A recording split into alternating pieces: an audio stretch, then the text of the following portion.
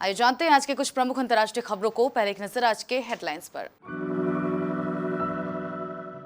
महाराष्ट्र में सियासी संकट के बीच क्या शरद पवार और अमित शाह के बीच हुई मुलाकात? शाह का दावा 30 में से 26 सीटें जीतेगी बीजेपी। ममता बोली ईवीएम में घुसे थे क्या?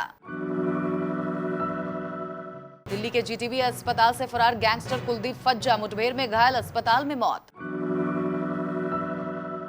सभा में भीड़ देख गदगद हैं लालू के दोनों लाल, क्या तेजस्वी कर पाएंगे कमाल?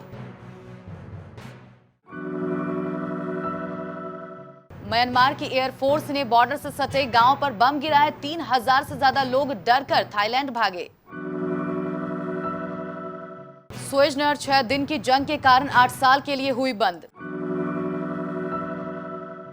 सुशांत की मौत के बाद भी प्यार से नहीं उठा रिया का विश्वास, फोटो शेयर कही अपने दिल की बात।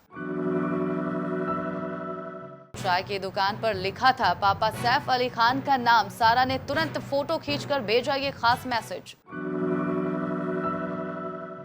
शार्दुल ठाकुर को मैन ऑफ द मैच और भुवी को मैन ऑफ द सीरीज का अवार्ड न मिलने से हैरान है कोहली। महाराष्ट्र सरकार में मंत्री और राकंपा के राष्ट्रीय प्रवक्ता नवाब मलिक ने पार्टी प्रमुख शरद पवार और केंद्रीय गृह मंत्री अमित शाह के बीच मुलाकात का खंडन किया है। मलिक ने आरोप लगाया है कि इस तरह की बातें करके भ्रम पैदा करना बीजेपी का तरीका है। ये पूरी तरह से झूठी जानकारी है जिसे कुछ लोगों ने भ्रम पैदा करने के लिए जानबूझकर फैलाया है। भारतीय जनता पार्टी कुछ भ्रम पैदा करना चाहती है। ऐसी कोई मुलाकात नहीं हुई है। पवार का शाह से मिलने का कोई कारण नहीं है। केंद्रीय गृह मंत्री और बीजेपी के पूर्व अध्यक्ष अमित शाह ने दावा किया है कि पश्चिम बंगाल में विधानसभा चुनाव के पहले चरण में 30 सीटों में से 26 पर भारतीय जनता पार्टी जीत हासिल करेगी। उधर तृणमूल कांग्रेस प्रमुख ममता बनर्जी ने शाह के दावों को खारिज करते हुए कहा कि मतगणना के बाद जनता का फैसला पता चल जाएगा। उन्होंने तंज कसते हुए यह भी कहा कि क्या शाह ईवीएम में घुस गए थे। गृह मंत्री अमित शाह ने नई दिल्ली में अपने आवास पर प्रेस कॉन्फ्रेंस में कहा, बूथ लेवल कार्यकर्ता और पार्टी नेताओं से चर्चा के बाद मैं कह सकता हूं कि पश्चिम बंगाल में पहले चरण की 30 सीटों में से हम 26 से ज्यादा सीटें जीतेंगे। हमें स्पष्ट संकेत मिले हैं कि असम में बीजेपी 47 में से 37 सीटों पर जीत रही है। कुछ दिन पहले जीटीबी अस्पताल से फरार गैंगस्टर कुलदीप फज्जा को दिल्ली पुलिस के स्पेशल सेल ने मुठभेड़ में ढेर कर दिया है। मुठभेड़ रोहिणी के सेक्टर 14 में एक फ्लैट में हुई है। मुठभेड़ में फज्जा घायल हो गया था। उसे अंबेडकर अस्पताल ले जाया गया, जहां डॉक्टरों ने उसे मृत घोषित कर दिया। फज्जा 25 मार्च को अपने साथियों की मदद से जीटीबी अस्पताल से भाग गया था।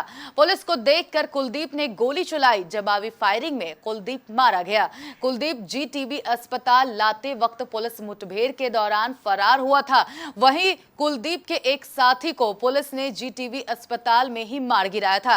बृहस्पतिवार को दिन दहाड़े जीटीबी अस्पताल कैंपस में तकरीबन 8 बदमाश पुलिस से भिड़ गए और उनकी आंखों में मिर्च झोंककर फायरिंग करते हुए कुलदीप मान उर्फ फज्जा को भगा ले गए थे। राजद के नेता असम विधानसभा चुनाव को लेकर खासे उत्साहित दिख रहे हैं। लालू प्रसाद यादव के छोटे बेटे और बिहार विधानसभा में नेता प्रतिपक्ष तेजस्वी यादव असम के कई दौरे कर चुके हैं। उन्होंने असम में पहले चरण के चुनाव से पहले वहां कई चुनावी सभाएं भी की हैं। उनकी चुनावी सभाओं में खूब भीड़ दिख रही है। तेजस्वी के साथ ही उनके बड़े भाई तेज प्रताप यादव ने भी ऐसी चुनावी सभाओं की तस्वीरें ट्विटर पर शेयर की है। तेज प्रताप ने ऐसे ही एक तस्वीर शेयर करते हुए लिखा कि राजद अब केवल बिहार की ही नहीं पार्टी है। वैसे असम चुनाव में राजद केवल एक सीट पर लड़ रहा है।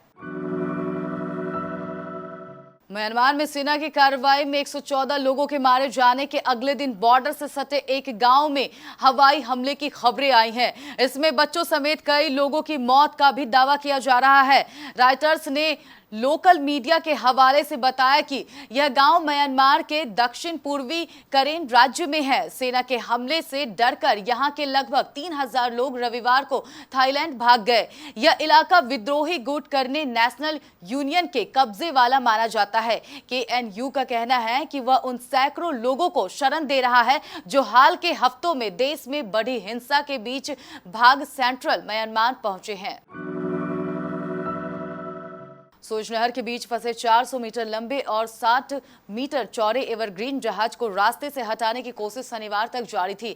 एवरग्रीन को सुएज नहर के रास्ते से हटाने की मुहिम में लगे अधिकारियों का कहना है कि इस ऑपरेशन में कई दिनों या शायद कई हफ्ते लग सकते हैं और ये सब कुछ छोटी बात नहीं है। सूरजनहर से हर दिन 9.5 अरब डॉलर का सामान गुजरता है। एवरग्रीन की घटना को जो भी असर पड़े, लेकिन ये पहली बार नहीं है कि सूरजनहर का रास्ता कारोबार के लिए बंद हुआ है।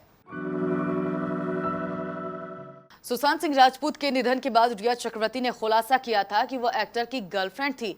रिया ने सोशल मीडिया पर खुद इस बात को कंफर्म करते हुए कहा था कि वह काफी समय से सुशांत को डेट कर रही थी। सुशांत की मौत के बाद रिया को लेकर काफी गलत बातें कही गई थी। यहां तक कि एक्टर के परिवार ने तो रिया पर आरोप लगाया था कि उन्होंने ही सुशांत को आत्महत्या के लिए उकसाया होगा। इसके बाद ड्रग्स केस में भी रिया चक्रवर्ती को गिरफ्तार किया गया था। वह कुछ दिन जेल में भी रही। खैर, इतना सब सहने के बाद भी रिया का प्यार से विश्वास नहीं उठा है। आज भी वह प्यार पर विश्वास करती है, जिसका प्रूफ है उनका ये लेटेस्ट पोस्ट। रिया ने दरअसल एक फोटो शेयर की है जिसमें उनके साथ कई महिलाएं भी हैं। दोनों की फोटो शेयर करने के साथ रिया ने ऑथर रॉबर्ट फलगम का एक मैसेज भी लिखा है। बॉलीवुड एक्ट्रेस सारा अली खान अपने परिवार के कितनी करीबी है, ये उनकी पोस्ट देखकर पता चल जाता है। सारा का रिश्ता सौतेली मां करीना कपूर के साथ भी काफी अच्छा है। यही नहीं, वो अपने पिता के साथ भी अक्सर नजर आती है। अब सारा ने पिता सैफ अली खान के लिए अपने प्यार का इजहार सोशल मीडिया पर किया है। इंग्लैंड को तीसरे और निर्णायक वनडे मुकाबले में भारत ने 7 रनों से हराकर 3 मैचों की वनडे सीरीज में 2-1 से कब्जा कर लिया। इस जीत के साथ भारत ने इंग्लैंड के खिलाफ तीनों फॉर्मेट में जीत के साथ अंत किया। भारत ने इस मैच में इंग्लैंड के सामने जीत के लिए 330 रन का लक्ष्य रखा। एक समय ऐसा था जब इंग्लैंड के 7 विकेट 200 रन पर गिर गए थे। तब सैम कुरैन ने 95 रन की पारी खेलकर मैच को रोमांचक बना दिया। मैच के बाद भारतीय कप्तान विराट कोहली ने कहा कि जब दो सर्वश्रेष्ठ टीमें एक दूसरे से भिड़ती हैं तो रोमांचक मुकाबला देखने को मिलता है। कोई भी मैच छोड़ना नहीं चाहता और सैम कुरैन ने आज अच्छी पारी खेली और अपनी टीम को मैच में बनाए रखा। हमारे गेंदबाजों ने विकेट चटकाए। हालांकि हार्दिक और नट के मैच खत्म करने से पहले हमसे दूर चला गया था।